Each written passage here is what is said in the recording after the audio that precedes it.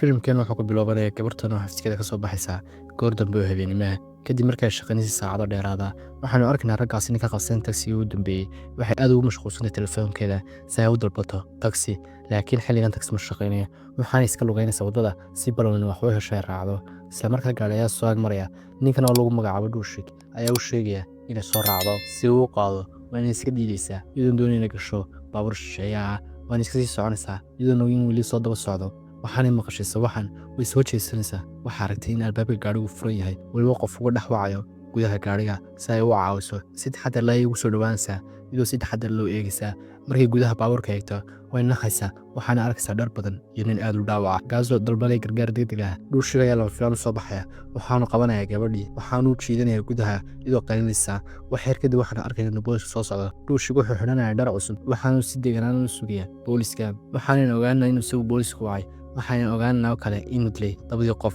waxaana askarta u tilmaamaya xaguu ku arkay labada meyd weliba soo iska dhigaya qof ka naxay oo ka argagaxay goobtuu dilku ka dhacay kadib wuxuu ka shidanayaa sigaar si uu naftiisa ugu dejiyo dhuushig wuxuu u sheegaya booliska inuu arkay 3 shaqaale oo ajaanib ah weliba si arxaandaraha u dilaya labada qof waana iska sii daawanaya booliska sida wax u qabanayaan soo iska dhigaya sida qof aan waxba galabsan kadib waxaanu arkaynaa shirkad ku taala Seoul waxaanu arkaynaa gabadh la dhaho Kim Yang waxayna qabanaysaa shaqada nolol maalmeedka ah Kim Yang waa gabadh yar oo qurux badan oo dhagaala oo carab la tan iyo markii ay dhalatay kadib ayada mas'uuliyadda wicitaanka macaamiisha kale ee dhagoolayaasha shirkadda u qaabilsan waxaana kula hadashaa luqadda dhagoolaha iyadoo adeegsanaysa video call laakiin qof walba iyada asluub ma hayo marmarka qaar way aflagaadiyaan macaamiisheeda Kim Yang kadib shaqaalaha shirkaddu dhammaan waxay u baxayaan casho wada jira Kim Yang waxay ku raaxaysanaysaa cuntada iyadoon ogeyn dhammaan ragga xagga fadhiya waxay ku qoslayaan iyadoo way faalaynayaan waxayna ilaaween inay dibnaha dadka akhrin karto dhagan kale Kim Yang hooyadeed oo iyadana dhagool ah ayaa ka shaqaynaysa warshad yar oo harqaanka ah oo ku taala magaalada maanta waa maalinteedii waana faraxsan tahay sababtoo ah mushaar fiican ayaa la siiyey bishan iyadii gabadheedu waxay fasax u qaadan karaan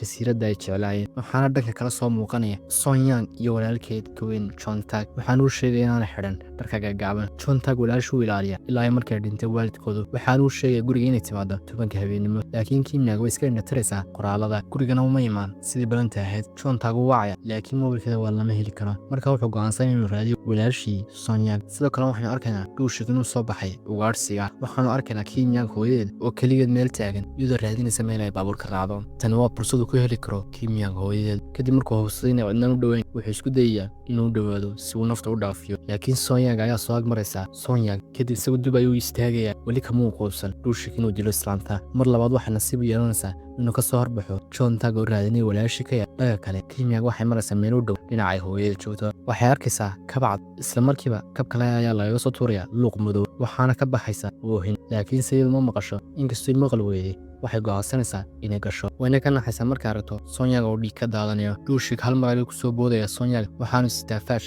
Son Yang waxay ku dhawaaqaysaa caawi Kim Yang hal mar waxa dhulka ku tuuraysaa dhuushig wayna ka soo cararaysaa uu soo bursanaya Kim Yang sidaan wax looga sheegin Kim Yang way cararaysaa inta carar karto sidaanu qaban gacan ku dhiglo Kim Yang waxay soo galaysaa goob baarkin ah dhuushigna wuu soo galaya waanu raadinaya kadib Kim Yang waxay helaysaa albaab waxayna u furaysaa si taxadar leh laakiin dhuushig ayaa maqlaya saqadheeda waxaanu soo cararaya xaggeeda waxayna furaysaa albaabka wayna ka soo baxaysaa intaanu soo gaadhin Kim Yang waxaynu arkaynaa inay soo gaadhay gaadhigeedii si tartiibana ay gudaha u soo galaysaa waxayna wacaysaa hooyadeed waxaana u sheegaysaa inay xaggaas ku sugto oo iyadu u imaanayso si ay u qaado laakiin xagga dambe gaadhiga waxaa ka soo muuqanaya dhuushig isagoo midi gacanta ku haysta waxaanu Kim Yang ku qasbaya inay meel kale u kaxayso laakiin markii saa u dhaqaaqdo waxay gelinaysaa gaadhiga gidaar markiiba way ka soo boodaysaa iyadu wayna ka soo cararaysaa inta karaankeeda isaguna si xoogan ay u soo bursanaya iyada waxay u cararaysaa badhanka gargaarka degdega ah kadib dhuushig intaas kadib u dhumanaya waxaanu gelaya gaadhigiisa isagoo Son Yang ku dhex qariyay gaadhigiisa kadib intaa wuxuu iska bedelay dharkiisa waxaanu xidhanaya dhar kale kadib wuxuu imaanaya Kim Yang iyo hooyadeed isagoo iska dhigaya nin ganacsada ah iyagoon garanay inuu yahay dhuushig intaa kadib wuxuu u sheegay inuu raadinayo walaashii oo maqan kadib Kim Yang way rumaysanaysaa waxayna u sheegaysaa walaashii inay shil gashay kadib wuxuu ka baryay xagga walaashii shilka u gashay inay geyso kadib hooyada waxay u sheegaysaa inaanay tegin laakiin hooyadana way qancinaysaa waxayna geenaysaa luuqii shilku ka dhacay kadibna si wanaag waxa imaanaya booliskii kadib markay luuq soo hubiyaanna waxuma yeelaan oo way waayeen boolisku waxaana warayska qaadanayaan Kim Yang intan oo hore Son Yang u caawiyay ayaana arkayna oo dhuushig ku qaylinaya waxaanu soo warriyaa dhuushig intuu dagaalku socday dhuushig waxa ka dhacaya moobilkii Son Yang kadib odagii booliska ayaa kaxaynaya hooyadeed ayaa ku weerarsan dabeecadda dhuushig waxaana u sheegaysaa dhuushig inaanu muuqan qof walaashii raadinaya dhuushig wuxuu fahmay inay labadooda wada hadlayaan waxaana ku soo jeedsanaya hooyadii waxaana ku oranaya waxaad iga daba leedihiin kadib wuu soo dhawaanaya waxaana tusaa jeebkiisa waxaana ku jira midi kadib waxaa imaanaya John Taxaliga waxaana u sheegaya walaashii maqan tahay booliiska waxaana weydiinayaan sawirka walaashii kadib booliisku wuxuu tusayaa saddexda qof dhuushig waxuu iska dhigayaa in aan weligii la kulmin Sonya laakiin Kim-yaga isla markiiba Chon-tang waxay doonaysaa inay wax walba u sheegto hooyo macal waxay doonaysaa inay wax walba sheegto laakiin dhuushig ayaa hanjabaya waxaana u sheegayaa inay iska aamusto haddii kale inuu dili doono kadib wuxuu la soo baxaya mindi si uu weeraro Chon-tang intay dagaalamayeen Kim-yaga iyo hooyada ayaa dabada u cararaya si ay u sheegaan booliiska dhanka kale dhuushig iska dhoola cadaynaya isagoo u sheegaya inuu walaashii Sonya uu dilay markii uu Chon-tang intaa maqlay aad buu xanaaqay si xunna uu qaraacay xitaa mindida ayuu dhunta kaga qabanaya si uu dilo intaas kadib waxaa soo gelaya booliiska waxaana amraya inuu joojiyo falkan halka dhan kale uu weyn qabsaday dhuushig isagoo iska dhigaya inuu yahay dhibanaha booliisku waxay aaminsan inuu dhuushig markhaati yahay Chon-tang wuxuu isku dayaya inuu sheegay inuu gacan ku dhiigla yahay kadibna Chon-tang waxa uu adeegsanayaa teesarkeera korontada si uu sooxo kadib waxaa loo ogolaanaya inuu iska baxo dhuushig booliiskuna waxay u sheegayaan Kim-yaga iyo hooyada inay wax walba fiican yihiin wax yar kadib booliisku waxay dib u eegayaan CC kamerada kadib waxay ogaanayaan inuu Chon-tang run sheegayo kadib Chon-tang wuxuu sii waday raadinta walaashii booliiskuna waxay Kim-yaga iyo hooyada u celinayaan kadib markii guriga yimaadaan nalalka alarm marna u shidnaya marna way dameeyaan hooyadu way warsan tahay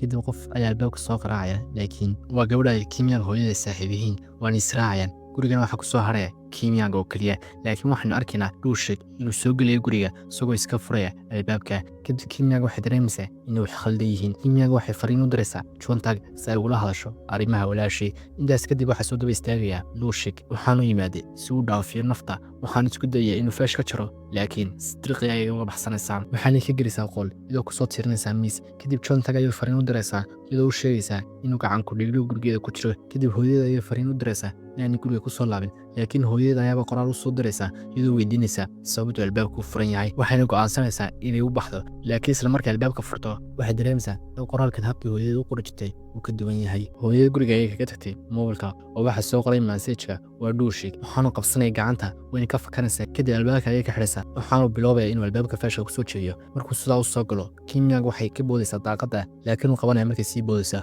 waanu sii deynaya laakiinse waxay ku dhacaysaa khashin meesha yaalay Kim-yaga way ordaysaa isagoo soo bursanaya dhuushig waxaanu arkaynaa Chon-tang oo arkaya Kim-yaga oo cararaysa markuu soo hor istaago Kim-yaga waxaanu arkaynaa Chon-tang oo baaskiil soo qaatay si uu ugu soo tuuro kadib dhuushig wuxuu dhoontiisa ku qabanaya mindida isagoo u sheegaya inuu isdilayo hadduu soo fargashado isagoo Chon-tang u sheegi doonaa inaanu helin weligiis walaashii kadib Kim-yaga aad bay u farxday markay aragtay Chon-tang laakiin dhuushig wuxuu locationka u dirayaa Chon-tang goobtay ku sugan tahay walaashii Sonya kadib wuxuu ku qasban yahay inuu labadooda mid doorto Sonya mise Kim-yaga iyadoo walaashay dhimo rabto waxaanu raali gelinaya Kim-yaga kadib uu cararayaa si uu helo walaashii laakiin locationka u diray dhuushig waxay ahayd guriga Kim-yaga kadib wuxuu ogaanayaa inuu khiyaamayay markuu arkay Kim-yaga hooyada Kim-yaga waxaa haystaa kursi inay isaga dufacdo isaga laakiinse markiiba uu ka adkaanaya kadib waxay ku shubaysaa ciid si ay uga baxsato kadib waxay ku ordaysaa waddada u yaalo baabuurka dhuushig waxaana arkaysaa Sonya oo baabuurka ka soo baxaysa waxaana ku dhuumanaysaa qashinka dabadiisa kadib dhuushig uu xanaaqaya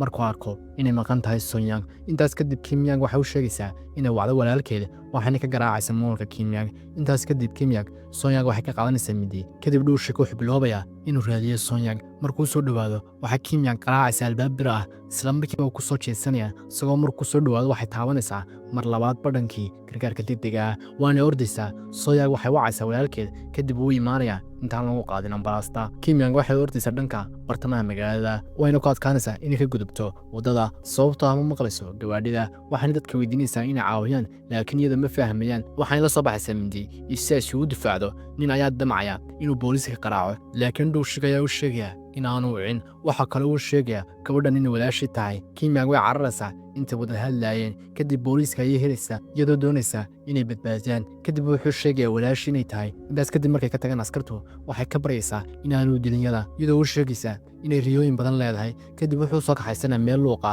intaanu weerarin waxaa ka soo gaaraya Chon-tang kadib wuxuu cadhadiisa kula dullaacayaa dhuushig isagoo ka jaraya wuxuu walaashii u geystay waanu suuxayaa kadibna Kim-yaga wuxuu sheegayaa in walaashii hooyadiiba caafimaad qabaan dhuushig uu soo toosaya waxaanu soo weerarayaa Chon-tang kadib wuxuu imaanayaa hooyadeed waxaanu doonayaa inuu dilo kadib si ay hooyadu badbaadiso ayay doonaysaa laakiin iyada ayaa uu midida gelinayaa weliba waxaa u jeeday markuu midida gelinayay dadkii oo dhan kadib waxaa imaanaya booliiska kadib mid ka mida booliiska ayaa doonaya inuu qabto laakiin Fred ayuu ka jaraya kadib wuxuu doonaya inuu baxso waxaana lagu tooganaya xaggaas maalmo kadib waxaanu arkaynaa Kim Myung iyo hooyadeed oo booqday jasiiradda ay jeclaayeen waxayna ku kulmeen Chon Tag iyo Son Yak Chon Tag hadda wuxuu baranayaa luuqadda dhoogoolayaasha si uu kula hadlo iyaga filmkeenana wuxuu kusoo dhammaanaya xaggaas fadlan haddaad muuqaalka saaran like saar haddaad channelkeena ku cusubtayna subscribe saar wassalaamu calaykum